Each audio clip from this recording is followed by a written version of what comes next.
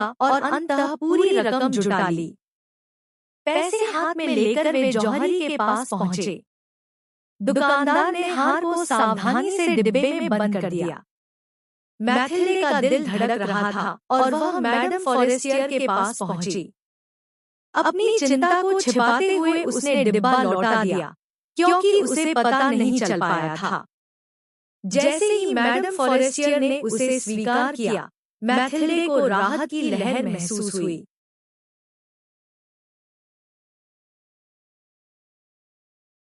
जीवित रहने के लिए बलिदान अपने कर्ज का भुगतान करने के लिए मैथिल्डे ने अनिच्छा से अपनी वफादार नौकरानी को अलविदा कहा। अपने अध्ययन कक्ष में लोइसेल की उंगलियां उसकी प्रिय डेस्क के घिसे हुए किनारों को छू रही थी, जो अनगिनत देर रातों में उसका वफादार साथी था।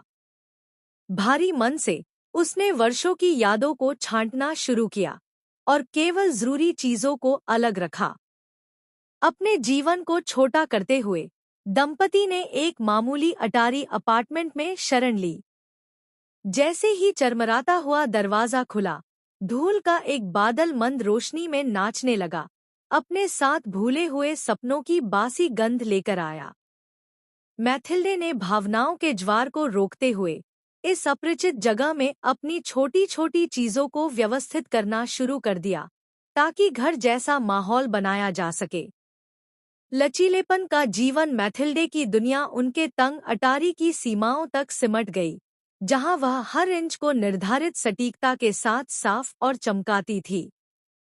अपने साधारण घर से परे उसने सफाई और कपड़े धोने का काम किया। उसके हाथ कच्चे थे, लेकिन उसका हौसला अटूट था। कमाया गया प्रत्येक सिक्का उनके बढ़ते कर्ज के खिलाफ एक छोटी जीत थी। लोइसेल, जो दिन में भी मंत्रालय में था, अब हर रात पत्रों के ढेर पर झुका रहता था। उसकी कलम उनकी आय के लिए एक छोटा सा पूरक लिखती थी। उनके बोझ का भार भारी था, फिर भी उन्होंने झुकने से इनकार कर दिया।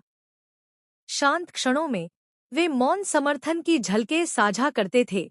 उनका साझा दृढ़ संकल्प उन्हें एक उज्ज्वल भविष्य की ओर मार्गदर्शन करने वाला एक प्रकाश स्तंभ था।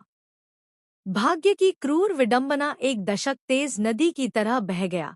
आखिरकार उनके सारे कर्ज बह गए। मैथिल्डे की खूबसूरती समय और मेहनत की वजह से फीकी पड़ गई थी। कई सालों बाद पहली बार टहलते हुए मैथिल्डे ने खुद को धूप से भरे पार्क में पाया। अचानक चांदी की घंटियों की तरह झंझनाती हुई हंसी उसके कानों में पड़ी। उसने ऊपर देखा तो एक शानदार महिला एक बच्चे के साथ खड़ी थी, मैडम फॉरेस्टियर। दिल की धड़कन की झिझक के बाद मैथिल्डे अपनी पुरानी दोस्त का अभिवादन करने के लिए उठी। मैडम फॉरेस्टियर ने रुककर कभी चमकती हुई मैथिल्डे को पहचानने की कोशिश की। गहरी सांस लेते हुए मैथिल्डे ने अपने दशकों पुराने रहस्य को उजागर करने का फैसला किया। धीमी आवाज में उसने खोए हुए हार और पुनर्भुगतान के कठिन वर्षों की कहानी सुनाई। जैसे जैसे कहानी आगे बढ़ी, मैडम फॉरेस्टियर के चेहरे पर अविश्वास के भाव उभरने लगे। एक कोमल आवाज में उन्होंने एक सच्चाई बताई जिसने मैथिल्डे की दुनिया को हिलाकर रख दिया। वह हार सिर्फ एक नकली हार था, जिसकी कीमत 500 फ्रैंक से ज्यादा नहीं थी। हार का मोचन मैथिल्डे के जर्जर चेहरे को देखते ही फॉरेस्टियर की आंखें चौड़ी हो गईं। उसका दिल अपराध बोध और करुणा की लहर से भारी हो गया। यह एहसास कि उसके नकली गहनों ने इस जोड़े की किस्मत को इतना बदल दिया है, उसे वज्रपात की तरह लगा। उनकी अटूट ईमानदारी से अभिभूत होकर फॉरेस्टियर ने धीरे से मैथिल्डे के कांपते हाथों में हार रख दिया। मैथिल्डे की आंखों में आंसू चमक उठे जब उसने उस वस्तु को देखा जिसने कभी उनके दशक भर के कष्टों को जन्म दिया था। अब चमकता हुआ धागा न केवल उनकी कठिनाई का प्रतीक था, बल्कि उनकी अटूट भावना और सम्मान का भी प्रतीक था।